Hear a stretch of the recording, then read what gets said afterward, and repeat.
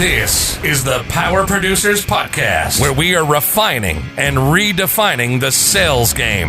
Rule number one is you have to believe in yourself.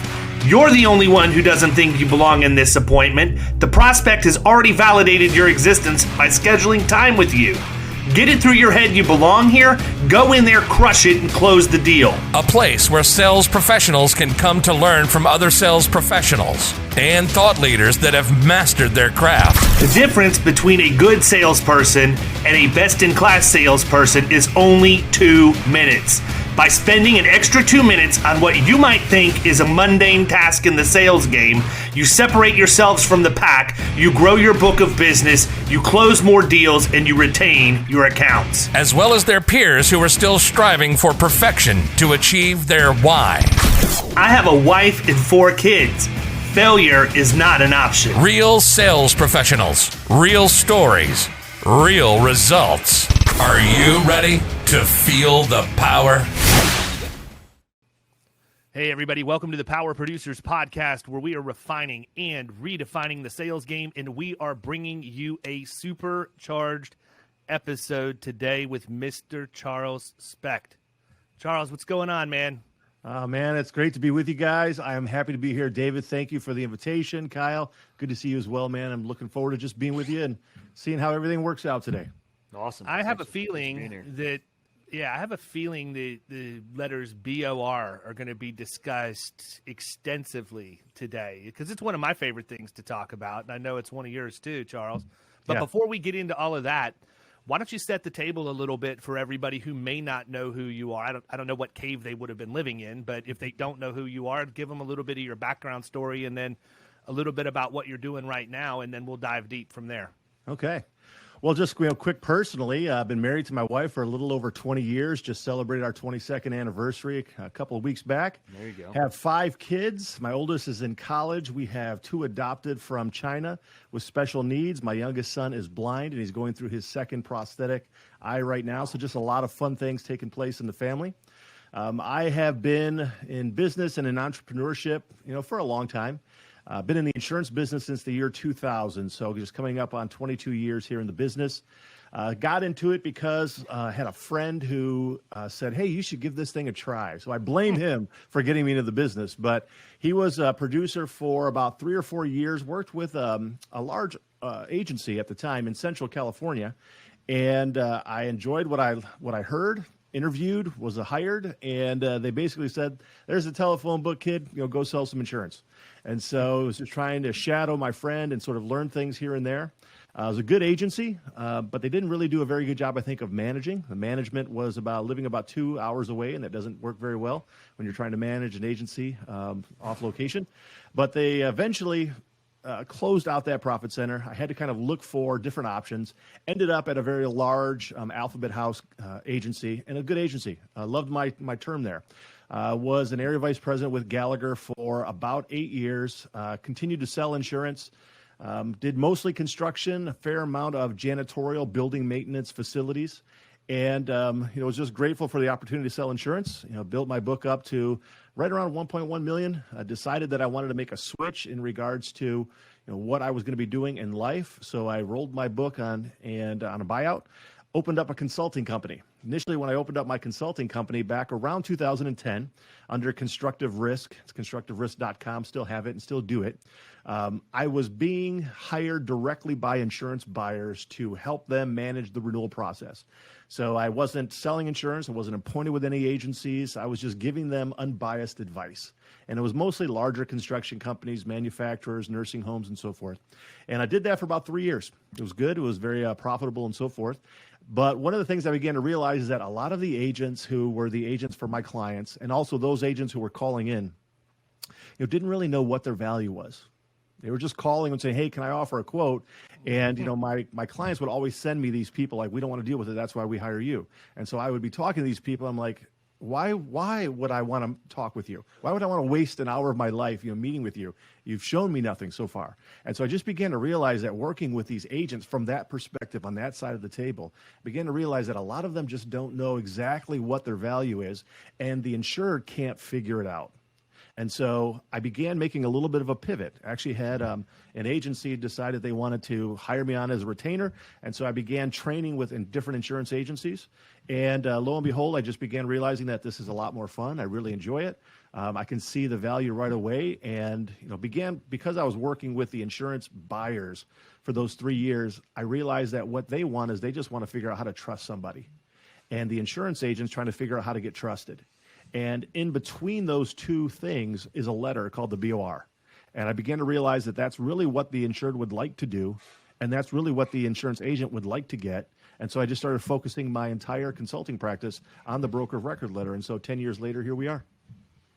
Yeah, I think it's pretty common to see both sides of the table, just like you articulated. And, for me, I've not been in the industry quite as long as you have. My 20-year anniversary is coming up in a couple of years. But just from my perspective, people ask me all the time, look, man, you've got an agency. Your agency's doing well.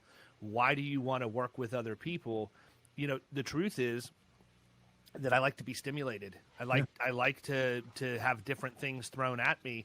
And after you've been in the industry as long as we have, sometimes it's fun just to be able to always be dealing with that problem that you have the answer to, that you can teach somebody else how to solve, and ultimately change the trajectory of their career because they've got new weapons that they typically wouldn't have otherwise. So for me, it's like this morning, I've had 3 different calls with people. All 3 of them were, hey, I'm in front of this account. I've never been in front of something like this before. What would you do if you walked into the room? And that's my favorite thing to do, is say, this is how I would handle it. You can probably expect this response or this response. Here's how you want to overcome that. This is how you're going to establish your credibility and everything. And to me, that's fun. I mean, not that I don't have fun dealing with my own clients, but, for all practical purposes, I've had the majority of my book for 10 plus years, and it's pretty much a well-oiled machine at this point. We're just doing the things you have to do to keep the BOR from happening against me. And, it's more risk management focused and delivering value and driving results that way. The insurance is the insurance. I say it all the time. You have to have 2 things to be successful with what we do. You have to have a technical foundation of insurance knowledge, and you have to have a proven and replicable sales process in your agency. And if you don't have both of those, you're going to have problems producing. I think that my history is similar to yours. I walked into an agency with 0 experience. I had, ran grocery stores and super Targets prior to then, and there was no training program for me. It's figured out and sink or swim, and you either do or you don't. And, I'm still alive and kicking, so I must have figured something out, but it wasn't an easy process. And I think you would probably agree with me that there's a gap in our industry, especially when you're wanting to move into that middle market area where there's, serious dollars attached.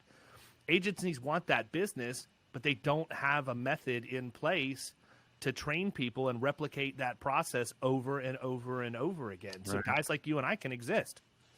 It's, the insurance industry is a sales industry. It's a sales organization. An agency is a sales organization. And the vast majority of them, I would probably throw out like 98, 99%, if you will, have no sales process in place, no sales training. They basically say, you know what, Bob's been here for 10 years, go shadow Bob and, set some appointments, you guys go on out. And, at the end of the day, that's probably the worst thing that could ever happen, because it makes Bob, the guy who's got the $600,000, $700,000, $800,000 book, he's no longer prospecting because he's now letting the other person do the prospecting. And then once the shadowing is done, Bob is like, now, okay, I haven't prospected in a while. I'm not quite sure how to do this. And there's a huge gap in regards to how much is sold. And so it's just the worst process. But it's amazing when you think about the insurance industry. The agencies is a sales organization, and there is so little sales training. Most of the large organizations out there, and there's some good ones that do, they teach you policy language. They teach you how to break down, a property policy to see what's there and what's not there. But that's not how you sell. That's how you become an expert, but that's not how you sell, right? That's not how you prospect. That's not how you do, branding and so forth. And all of this comes into play, and we're living in a different world. Like when I got into the business 20 years ago, there wasn't a Facebook, there wasn't YouTube, there wasn't smartphones, there just weren't those things. It is a different world today, and you have to be able to market and brand and script yourself completely different to really begin to attract the insurance buyer that you're looking for. It's just different. You really have to specialize in certain things. Why do you think there's such a huge why do you think there's such a huge gap there in the industry with such an overwhelming majority of agencies not providing, solid sales training or any at all?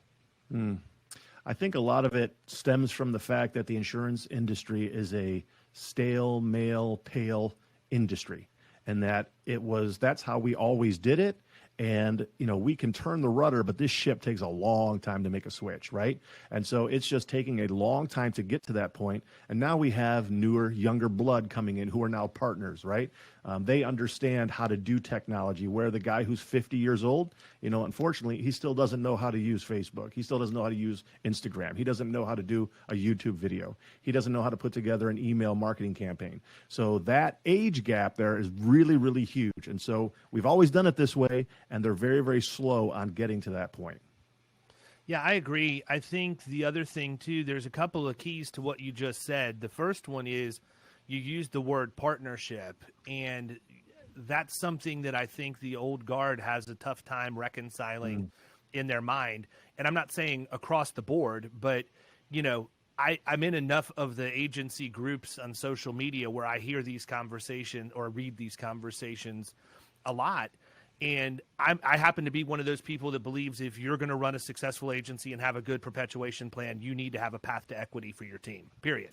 I'm not a greedy man. I know what my number is. And if I can make other people wealthy as a result of their investing and building the business, and then, we ultimately have an exit event or I sell to them, I want them to have the ability to think like a business owner because they know they have the opportunity to become one.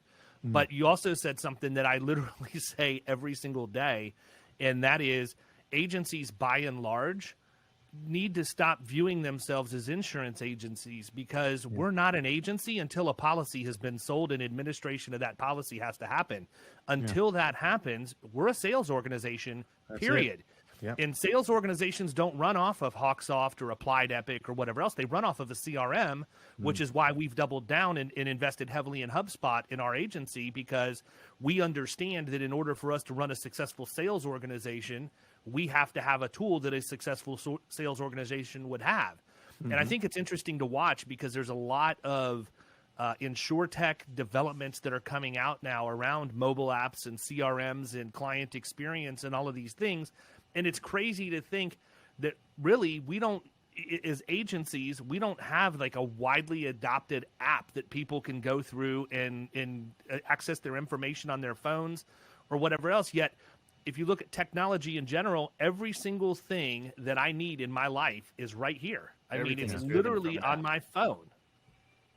And we've not made that easy yet. So I think that we need to learn that we need, number one, we need to invest in our people and give them the opportunity to build a balance sheet in addition to an income statement. And the other thing we need to do is we need to realize that technology is an investment and not an expense. We can get a return on this tech if we invest our money right. Yeah. I mean, it is crazy how everything is driven off of apps. Like even the doctor, like my doctor's office, when I have to schedule an appointment, when do anything, it's all driven off of an app. Speaking of Instagram, you'll be happy to know that I got Big Cat hooked up with an Instagram handle the other day. I cannot wait to see it. Yeah, it's so but good. here's to this point, Charles, I know you're a pastor and heavily involved in your church. I'm going to go out on a limb and bet that your church has a mobile app and a way to communicate via text message and all of that with the congregation. I mean, when I was at church for the Christmas Eve service, they don't do it every Sunday, but when I was there for the Christmas Eve service, instead of the altar call, you basically made your decision in the congregation, and then you sent a text to a number to let somebody know so that the pastoral care team could reach out to you to counsel you based on that. But I mean, I look at that, and if you think, I mean, look how long churches have been around. They're far more advanced than the insurance community is. Yeah, 100%. I mean, the answer to that is yes. And it's amazing, like how much we did not get done prior to that. Now, I think, COVID, as difficult as it was, like it just propelled us in so many ways. It propelled nonprofits. It propelled churches. It has propelled the insurance industry. Frankly, I think we just got kickstarted about a decade into the future. It really caused people to start embracing technology.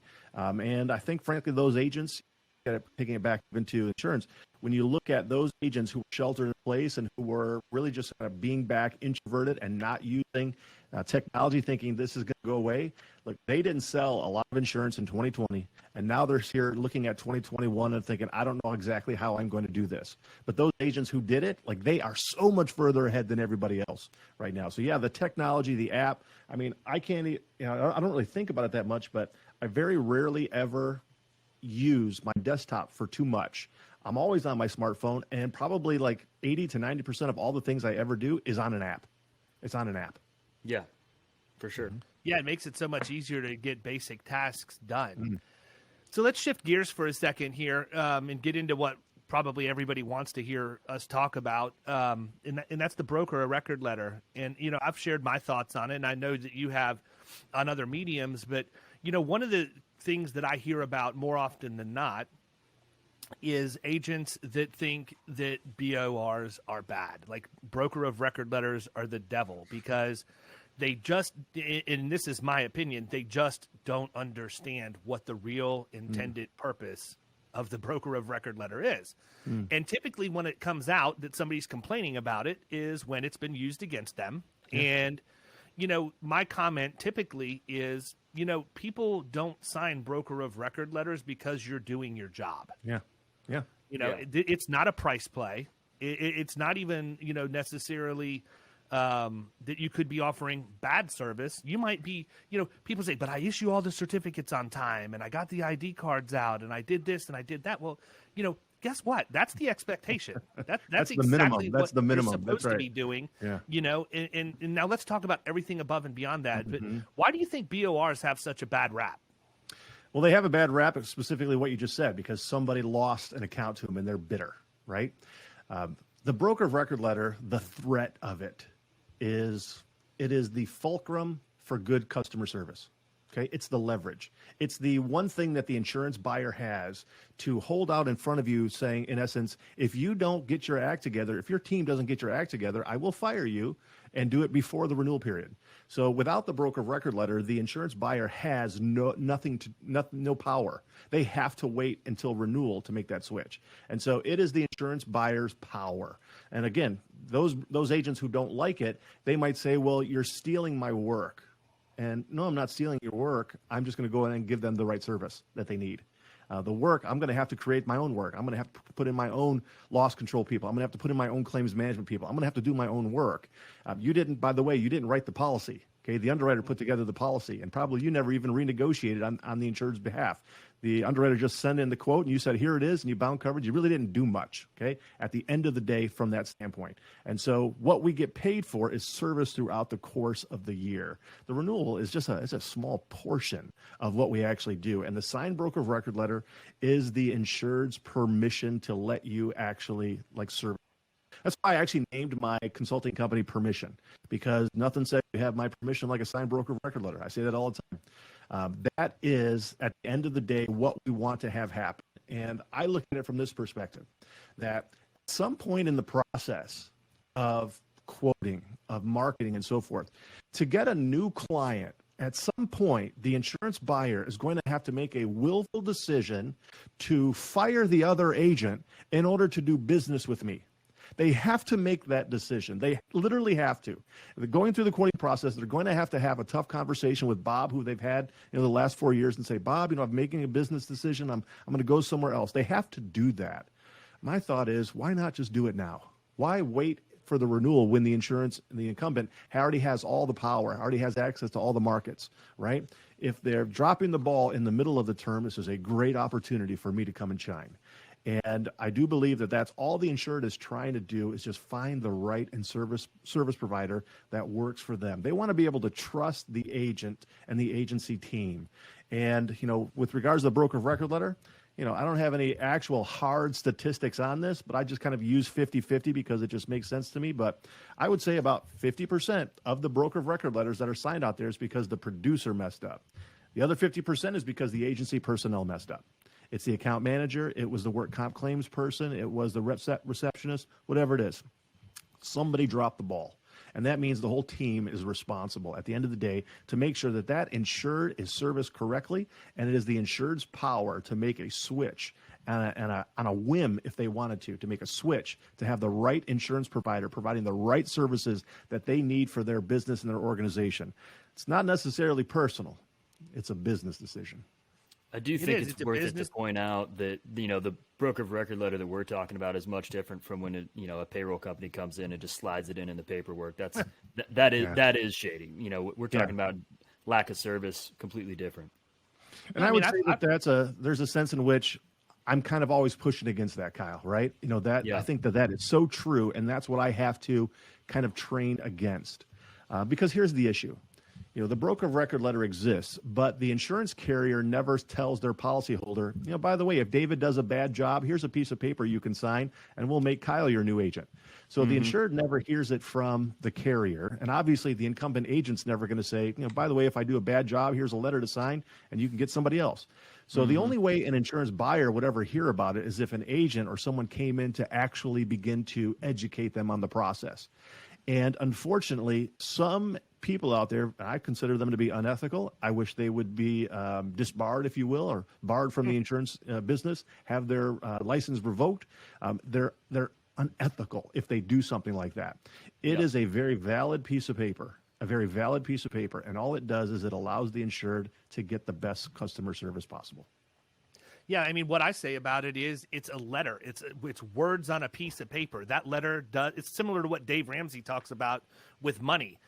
We're the ones who guide what happens with that letter and how it's used. The broker of record letter itself is nothing more than a tool. You can either use a tool for good or you can use a tool for unethical things. And as long as it's being used right, there's no issues with it. Why would a client be subject to moving from a carrier who they really like, that they've gotten good service from the carrier standpoint, just because an agent drops the ball and doesn't do the job the right way? Yeah. And to go along with what you just said, not only is it the insurance buyer's, tool, it's also the tool for the insurance carrier, because it allows the insurance carrier to retain the insured, to retain the policyholder.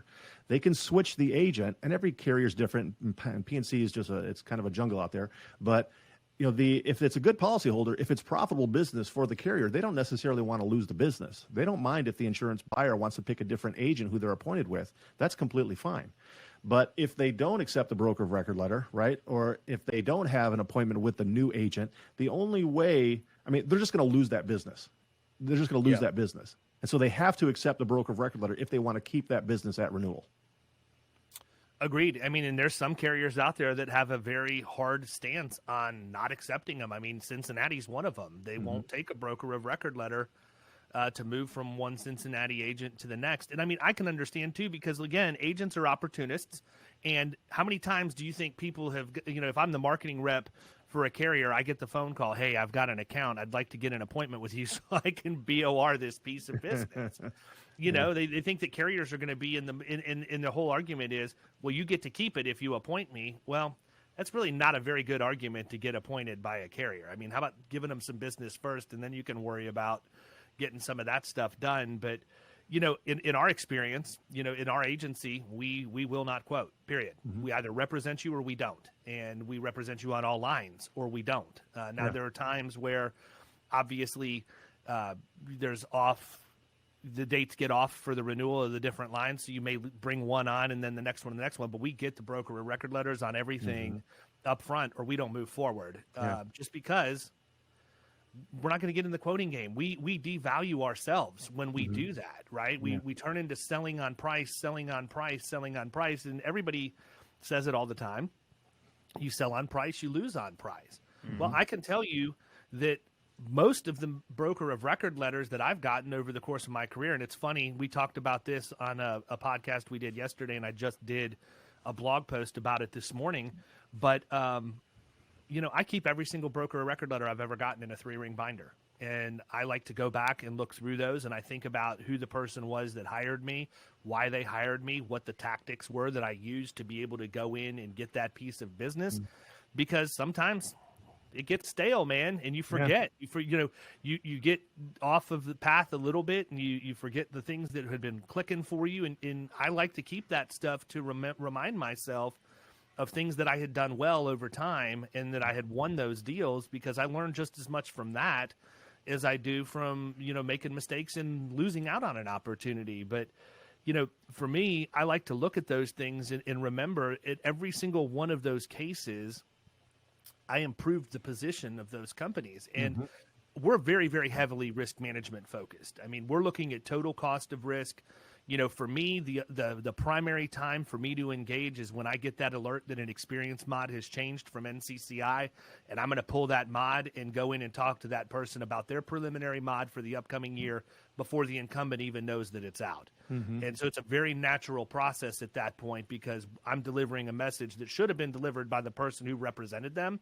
So the deck's already stacked in my favor going in, because I'm taking them information that could potentially have a negative financial impact on their company, and I'm delivering that message when they really should have gotten that message from their agent. Well, guess what? The agent was probably sleeping in or drinking beer at happy hour with his buddies or playing golf earlier than they should have, instead of focusing on their job. And, if that's what they want to do and have a lifestyle agency, that's great. Go do whatever you want to do from that aspect, but don't come back and complain because you're not hitting your numbers. I mean, there's a big difference.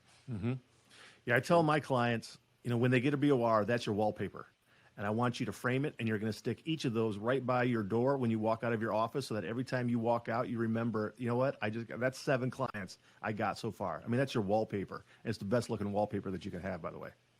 So speaking of your clients, who's an ideal client for you? What do they look like? Oh, man, that's a great question. I actually have clients that I think are sort of all over the board. I definitely work with a lot. I would say the average client I have is probably an agent that has a $50,000 book up to like $350,000, because that's the average. That's the vast majority of agencies that are out there and agents that are out there. I work with some that are very new. I usually tell an agency principal, though, that don't bring someone to me who's just got their license. Like, they need to. I'm not going to teach them policy. I'm not going to teach them how to fill out an Accord app. That's not what I'm here for. So it's a little bit different. But I also work with a lot of like larger agents too.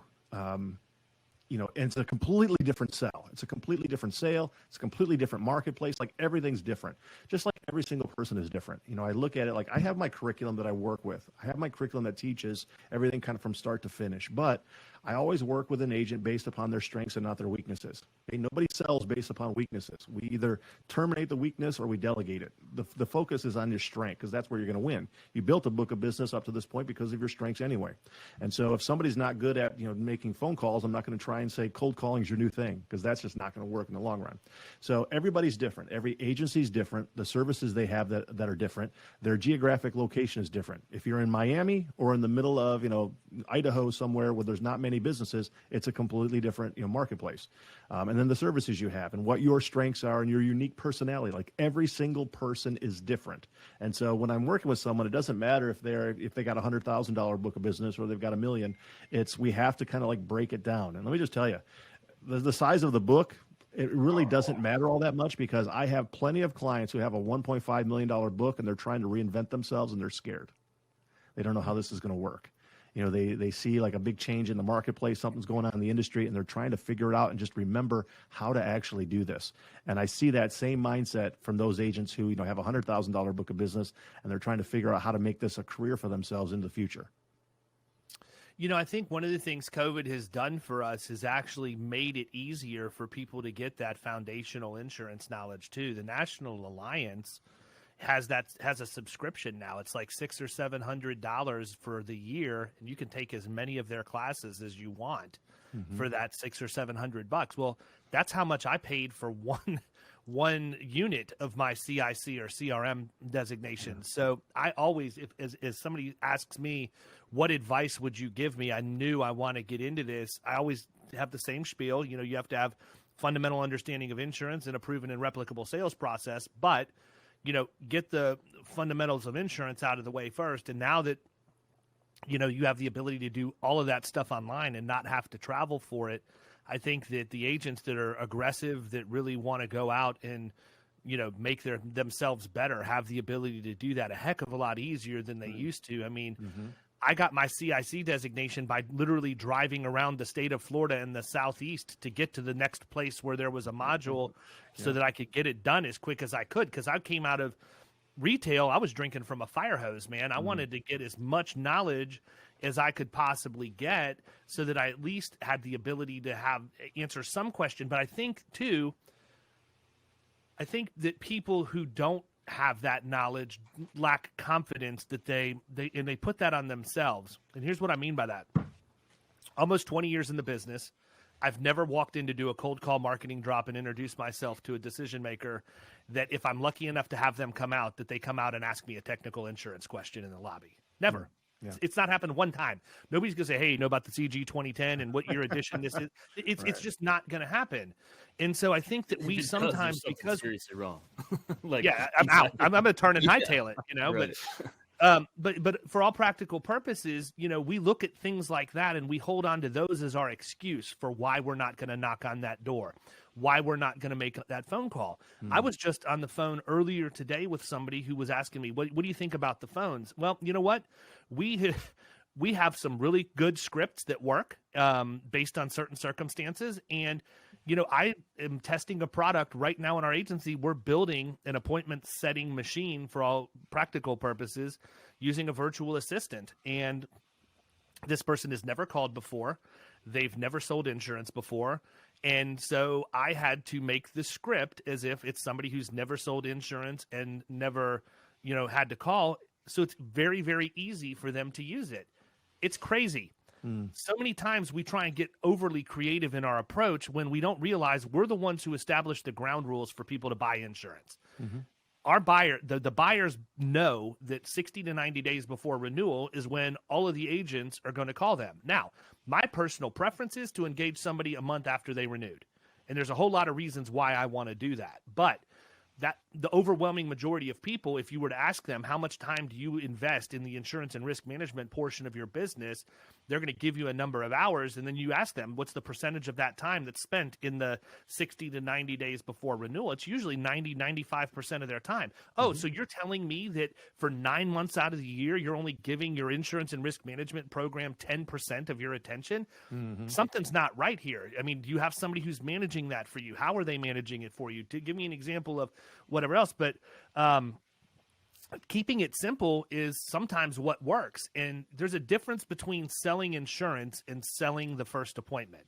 All you have to do to sell the first appointment is get them to agree to meet with you. You can differentiate yourself and talk value proposition and everything else after the fact. This guy is averaging 2 booked appointments for us a day, which is better than what I would have expected. And it's only going to grow from there. But he's literally calling up and saying, I know that your workers' comp renewal is coming up in March or April, because he's calling March and April right now. And I'm not the one who needs to talk to you, but I'd love to schedule a time for one of our licensed agents to call back and talk to you about that renewal next Tuesday at 2 or Wednesday at 3. Which one's better for you? And that's it. And we're getting appointments booked so that Kyle, Raphael, myself, any of our producers have the ability to pick up the phone and either do a Zoom meeting or talk to somebody about that renewal and begin to build rapport in a way we probably wouldn't have otherwise. But I'm doing that because for 2 reasons. Number one, it's very cost effective in the model that we have. But number 2, I want to show all of the people that I teach that I can take somebody with absolutely no experience whatsoever, give them a simple script, and they can have success booking appointments. So what's your excuse? That excuse gets taken away at that point.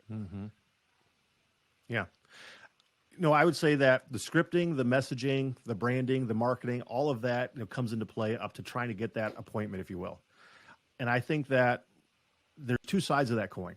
Okay, there's the sales part of it. Okay, when you're in the appointment, that's different. That is so different. When you're making a phone call, when you're sending the email, like, you're not trying to sell anything. You're just trying to get them to say, I'll give you an hour of my life. Sure, stop by Tuesday at 9. Like, that's what we're trying to do from that standpoint. And that sometimes is the most difficult thing for insurance agents to do. I would say I probably spend, 60 to 70% of my time helping insurance agents figure that part out, like how to get appointments, how to prepare, what to say, what not to say, and so forth. But like when you're in an appointment with them, like it's different. It's different. That's where you sell. Prospecting before you get the appointment, that's a numbers game. I mean, it's a numbers game from what you say, how many you can do, and so forth. There's a lot of things you got to put into play, but you're not selling there. That's pre-sales, if you will.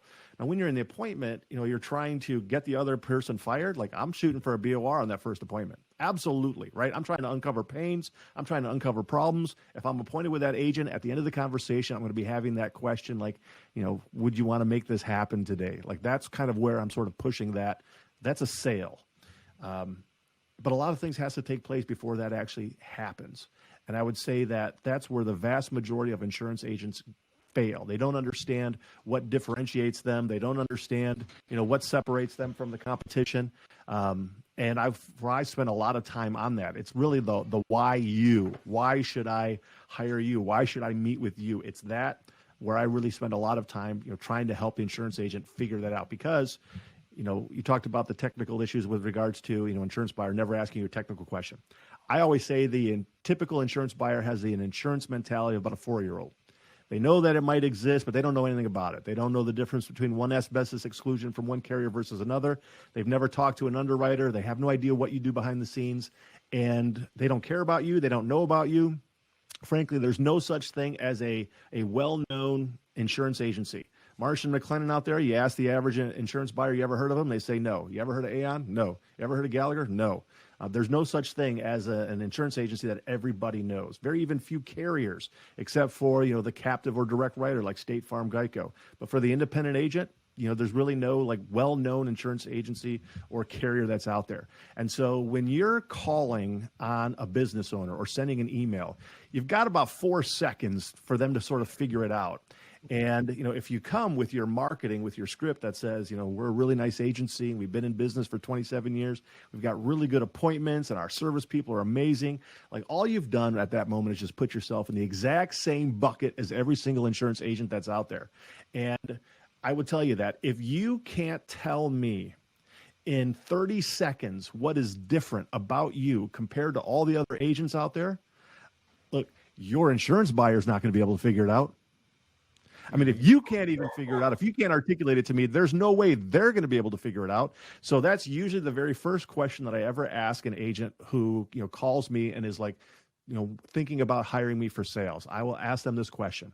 If I'm your prospect and I'm sitting down with you and 5 minutes into the conversation, I say to you, David, why would I want to hire you and fire my agent who I've been with for 3 years? Why would I want to do that? If you don't have a very good answer for that, I thought you wanted me to answer. You know what? If you want to tell all the listeners out there the amazing answer, I'm sure they would love to hear it. No, I've used this example before, but it's kind of weird. It wasn't really on a first appointment. Tell me why. I was in a meeting and I had spent an hour going through this experience mod audit with this guy and showed them $100,000 that they were blowing every year. And we get to the end of the meeting and I'm feeling like, man, I just nailed that thing. I am definitely going to walk out with it no matter what. And he looks at me and says, give me 5 reasons why I should hire you. And my response was, I just spent the last hour giving you 100,000 reasons why you should hire me. Yeah. But if you want a reason, I'm going to give you one. You're a trade contractor. I represent 45 to 50% of your competition in the Bay Area. And as a result of them working with me to reduce their total cost of risk, they've been able to save enough money to offer richer benefits, higher hourly wages, and lower the rates that they have to the consumer so that they have market share that you can't currently capitalize on because you're spending more money than you should because you shop on price every year instead of looking at the total cost of risk of your organization. Yeah. That was my answer. And so, I think, again, it goes back to what are you doing? Are you solving problems or are you selling a product? And if you're out slinging insurance, that's great if you want to be looked at as the guy from Groundhog Day. But from a professional standpoint, you better have something that you're going to bring to somebody. Now, I'm going to give you my number one script, and I hope that you take this back if you've not ever heard this before, but you can use this with your people because this is something that works. And if you've not read the book, Never Split the Difference from Chris Voss, you should, because it's fantastic and it'll change the way you think about a lot of stuff. But we developed a script called 2 No's to a Yes, and it gets rid of everything that you have from an objection standpoint. We don't even put on the table who we are, what we're about. The very first question is, are you happy that you're paying at least 30% more than the peer group in your industry for your workers' compensation? They probably don't even know. Nobody's ever explained to them that the mod is actually a surcharge. Agents don't want to. What's the incentive for them to do it? They make more money the higher the mod goes. They don't, they're going to ride that wave as long as they can. So we lead with that. And if they say, no, I'm not happy about that, the next question is, in the last 3 to 5 years, has anybody come in and done a complete experience modification factor audit for you to, number one, validate your mods right, because we find that a lot of them are wrong due to bad data. But then number two, to sort of triangulate top loss drivers in frequency and severity so that we can come up with a game plan to put risk management, learning management system, and other things in place to help you reduce your total cost of risk. And it's much more concise than that. But then the third one is, if they've said no to the first two, well, because you're not happy that you're paying at least 30% more, and because you've never had your mod audit, wouldn't you agree that it makes sense for us to meet for 30 minutes so that we can talk about how we can help you save money in your risk management program by running your information through our software? That's it. Yeah. You cannot answer the first two questions no and not give me the yes on the third one. Right. Yeah, it's great. I love it. I'm going to steal it. Thanks, Dave. Yeah, I appreciate it. I think I said that recorded with permission. So if anybody runs into somebody Charles is working with and they hear him using this, he's got my blessing for it. I'll give you the attribution, and I'll spell your name right and everything. So definitely. There you go. No, I think the thing that's key about that is it's something simple that everybody can do. It's not technical. It's not, you're not getting all into the weeds in terms of coverages and things of that nature. It's simple stuff that's getting you to where you need to be in the sales process. Yeah, Business and owners to go along with know like what David was saying and what you just said, Kyle, like you needed two no's, right? And the no's were based upon problems. Okay, it doesn't make any sense to say here's my solution if they don't even see they have the problem yet, right? I mean, if you come in and say I'm going to lower your costs, like what does that mean? How can you do that? I don't even think that I'm paying more, right? You have to convince me that I have a problem before you can sell me the Tylenol or the cancer or the chemo that I'm going to go through it, right? I mean, you have to actually show me. And it's really not that difficult. I mean, even as you just kind of went through your script, it's not that difficult if you actually like spend a little time. Like if you're going after high debit mod work comp, which I think is probably one of the smartest things for any insurance agent out there to actually do. I mean, it's just an easy problem to really take a look at. But when most business owners are out there, like they're just saying, well, that's just what it is. Like, how can I do anything about it? Like, there's actually a lot that you can do about it. But most insurance agents never really thought about it. What are the things that you can do, to make sure your audits were taken care of, that the insurance carrier sent in the right payrolls, and maybe there might even be a claim on your worksheet that's not yours. I've actually seen that, had that happen. So there's an employee on there with a claim. It wasn't even your employee. Like there's so many issues out there. But until they actually see the problem, there's no reason for them to want to meet with you. So really, after all said and done, there's a sense in which that's just smart marketing.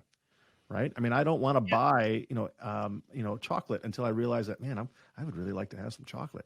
I'm going to go spend money on chocolate until I really decide that I want to have that. Same thing with anything else. It's just good marketing.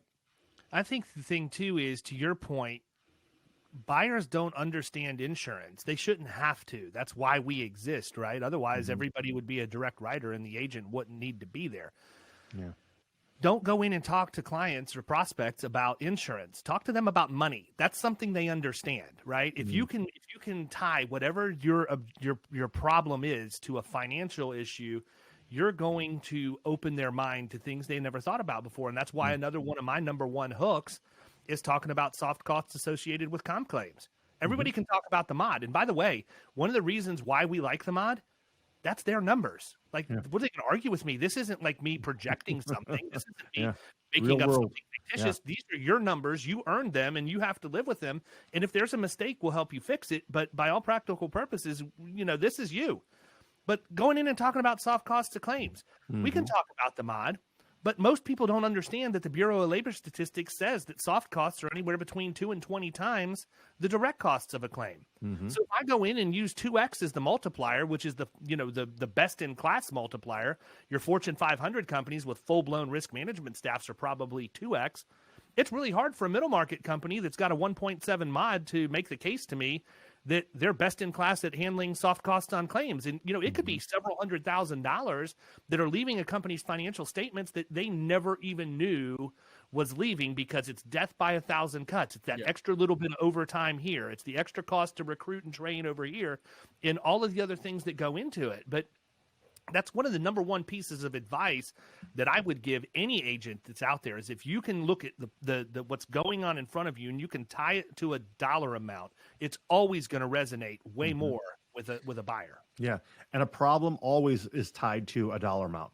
Claims, right? Lack of being able to retain employees, not being able to find new employees, not utilizing social media to drive customer foot traffic through your door. Like every single problem they have out there is attached to a dollar amount, right? I had a client, who just put together his own forklift certification because he got tired of paying, like $500 a year each year to get his forklift trainer certified. I thought, wow, that would have been a great thing for an insurance agent to do, just to kind of create your own certification. What a way to get inside the door. You do business with me, I'll go ahead and just give you my, forklift training certification. It's all done. It's all compliant. And it'll save you $3,500 a year, right? Every single problem is tied to a dollar amount. And at the end of the day, if an insurance producer who's coming in as trying to sell and trying to win that business, if you can't uncover problems, you will never win. Like there's no reason for them to choose you if you can't figure out problems. There's just no way, and you certainly won't get the broker of record letter. Like every time that you are meeting with a prospect, you should have at least like 7 things scripted out. Like these are the 7 issues that you're going to be going through based upon the type of micro niche you're going after and what covered in regards to their pains, whether it's debit mod, or that the issue is sexual harassment training, they just don't have it. Whatever it is, you should be able to go in there and try and uncover those problems. I mean, you're not trying to find the good things that are happening because that's not going to help you. You have to be able to uncover those problems and your solutions, why they would choose you, getting back to that value proposition, why they would want to fire the other agent, their current agent, and hire you is because you have solutions to their bigger problems. They might be insurance related, but then again, they might not. I'll give you an example. One of my clients who works for a very large alphabet house, he has the largest broker of record letter that I've gotten so far with any of my other clients. $1.2 million of commission. Okay, so one BOR, $1.2 million of commission, and he got a referral. A week later, he got another BOR for $100,000 of commission. It was a good week for him, right? That was a great week.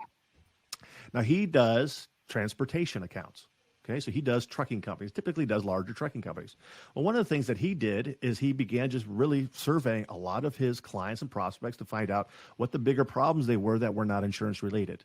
The biggest problem for a trucking company is when they're trying to figure out how to get new drivers. How do you find somebody who's a driver, right? How do you get them in? And especially when you're trying to scale, finding new drivers is difficult. So what he did is he worked with a company that does Google ads, and he figured out how much it costs to actually do that. And he kind of created a little bit of a system that, when he has a client, he works on putting together Google ads for them that actually tracks right to the insured's website. And so he can track how many people are actually coming to see those Google ads and how many drivers they're actually getting. Because the biggest thing for the trucking company is not the insurance costs, although those are pretty high. The biggest problem for them is how can I find new drivers and how can I keep the drivers that I have? That's their biggest problem. And so he created a solution to that problem. Let me just tell you, it probably increased the number of appointments that he gets by at least 50% because he uses that as his script in which to set the appointment. Not only does he have something that can help you manage the total cost of your risk and lower your insurance costs overall, but I also have something that's exclusive to us that helps trucking companies get on average an additional 23 drivers per year that you wouldn't have otherwise gotten. I'd like to come and meet with you on Tuesday to talk about both of these and see which one works best for you. And he uses that. We have used that. We took it and we used that as, in essence, the wedge that the only way you're going to get it is if you sign my piece of paper. Because I'll handle the insurance, and we know what we're doing on that standpoint. We're going to be able to follow through on our promises. But if you want this service that we provide, it requires one signature on a broker of record letter. And it's a lot of business from it. To clear that up for everybody, because I can already tell you where a lot of people's heads went on that. You're sitting back there listening to this thinking, this guy's able to do that because he got a $1.2 million commission check. Let me make this very clear. That guy got that commission check because this is how he thinks. Because you need to reverse where your thought process is. And if you think in the denominations of 1.2 million in commissions, then you're going to go out and earn in denominations of 1.2 million in commissions. And I think that's a brilliant idea. We don't, I wish that I had come up with it, but I mean, it's fantastic. We do something very, very loosely similar to that in that we like to go as a cold call marketing drop. I tell people all the time, I don't want to talk about insurance. It's not even in my company name. So there's a reason why. We use benchmarking reports on salaries. We use benchmarking reports on benefits plans. Even though we're not a benefits shop, we do that because we're calling on artisan contractors. We're calling on chains of auto service centers and things like that where they have trade contractors, and they're also having a very difficult time recruiting and retaining talent. So if I can go in with a salary benchmarking report as an insurance person, but just introduce myself and say, hey, look, you're behind the counter. I get it. You're understaffed and having a hard time finding people. I just wanted to drop off this tool that I thought would help you. I'll follow back up with you later down the road. Boom. Now they can get it. And they're like, wow, I never got this from my insurance agent before. What's this guy trying to sell me? What's he want? Then you can open the door to a conversation. But I mean, creative thought processes like that, I mean, that's absolutely huge. And truthfully, when I go in to talk with somebody at a first meeting, one of the very first things that I do is compliment them on their branding or their marketing or whatever else, because it's an easy way to break the ice and get them to talk about the things that they like that are important to them. The other thing I was going to tell you is, a big differentiator too. I like to set the table that I'm going to be different before I ever get there. So 100% of the time before a first appointment, I send that prospect a proposed meeting agenda listing those 7 things or 8 things that I want to cover during the meeting. And I ask them to review that and say, if there's anything that you don't feel is important, please feel free to strike it. And if there's anything that is important that I may have missed because I'm not aware of it yet, please feel free to add it and get their input on how that meeting's going to go. It gets rid of a ton of the ice breaking and pleasantries that are exchanged. And you can get down to brass tacks in a meeting really, really quick if you've already agreed on everything that you're going to talk about. And plus, the other thing is they come actually prepared in most cases to discuss those things, and you don't put them on the defensive by just asking them out of the blue something that's a pain point in their organization that may make them embarrassed or make them uncomfortable to discuss. Yeah. How much more of a smooth, productive meeting is that when you do that versus when you're not? Yeah, it's the only kind I know 100%. how to have. Most insurance agents, they focus on trying to save the insured some premium. Okay, that's where most of them play, and frankly, that's where most of them play because they don't know how to even get past that point. Some might be a little bit more astute, and so they can actually lower your cost in regards to the claims amount and maybe even increase the morale. But attaching an ROI to that is very difficult. And so when agents are trying to figure out how to get broker of record letters or how to win business, again, if I can save somebody 10% on their general liability insurance, like that's one line item on their entire expense account. Like that's not really a huge issue. But most insurance agents never even think about revenue. They never even think about how can I help my prospect get more clients? How can I help my prospect get more customers, increase their revenue? And that's really the difference of somebody who's a micro niche professional rather than just somebody who's slinging insurance, right? And trying to find the cheapest quote out there. And so I always think of it from that standpoint, like the one who is helping with finding new drivers. Well, let's take it smaller, not the $1 million commission, but how about we take it where, maybe it's a $5,000 commission account. Maybe you're going after restaurants as an example. The typical restaurant, they know how to cook their food, right? But they don't know how to create websites. They don't know how to do website design. And the industry statistic for them is that 85% of people will visit a website first before they go and eat food there. Do most of those restaurants know how to use social media? I would tell you probably no. Here's what I would do if I was a small business owner and I was trying to figure that out, is I would put together a social media campaign based upon probably Facebook and Instagram, maybe one other, that what we do is we will take over your entire social media campaign, and we will increase not just your fan base, but we will actually increase your customer foot traffic into the door with the expectation that it's, I'm just talking here off the top of my head, but we will increase your overall revenue by 14% over the course of the next year. And so we will actually handle that. We will go ahead and post and so forth, and we will do it all based upon restaurants. Now, when you do that, that's a great reason for them to want to meet with you along the lines of also just doing insurance for restaurants.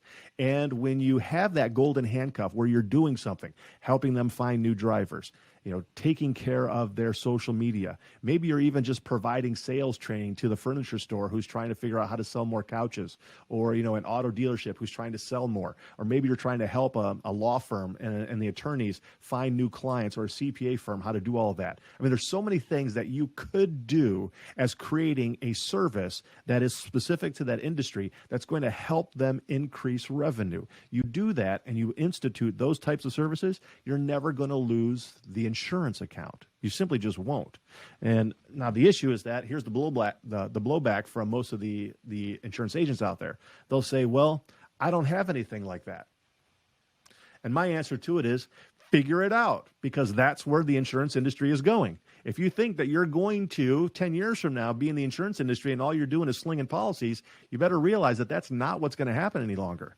The insurance world is changing at a dramatic pace, and it's not just who's placing my insurance, but who's also helping me get more accounts, who's helping me find new relationships, who's helping me increase my business. That really is going to be, I think, what is the game changer into the future insurance agency. It's not just insurance, it's what else are you doing? And it's the other stuff that really helps insurance agents get more signed broker of record letters. I agree. It's funny because we had a producer here, I self-admittedly have told this story before, that was struggling and they weren't exhibiting the behaviors that they needed to exhibit. And I failed them as a leader, probably by not getting on their case quicker than I should have. But I also am one of these people that's kind of hands off and think everybody's a grown adult. You're either going to do what I tell you to do or you're not. And if you choose not to, that was a conscious decision you made to not follow our process, because if you follow the process, it works. But we had gone out on cold call marketing drops because he told me that cold calling was not a good way to go out and get new business.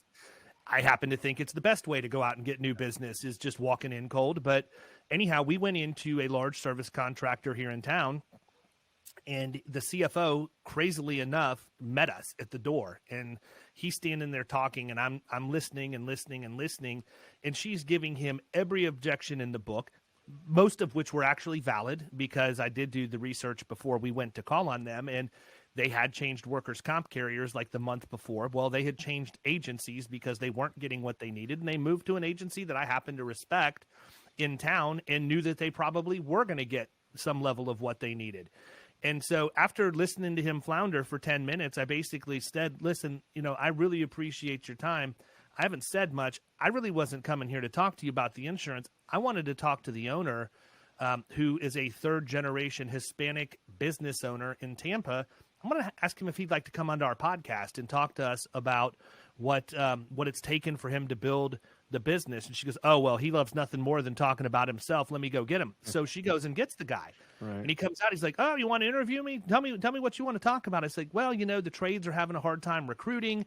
We have this podcast. Maybe you've heard of it before. It's called Bay Area Business Leaders. Babble is the branding on it.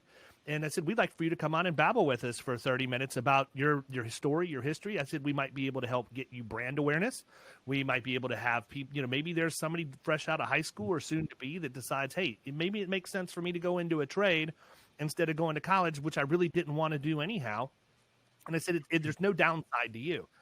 And so he said, yeah, call me, get me on everything. So we walk out to the car, and the guy looks at me and he's like, you never told me we had a podcast. I said, we didn't 10 minutes ago. Now I need to figure out how to create this podcast. Right, yeah. And get this guy on there. But, the fact is, now you have somebody come on, you interview them, and now they're going to take your call. There is no breaking the ice when you go meet them for a first meeting. But the other thing is, what's to say that 3 months down the road, you don't pick up the phone and say, hey, I just want to touch base and let you know your episode is one of the most downloaded that we've had.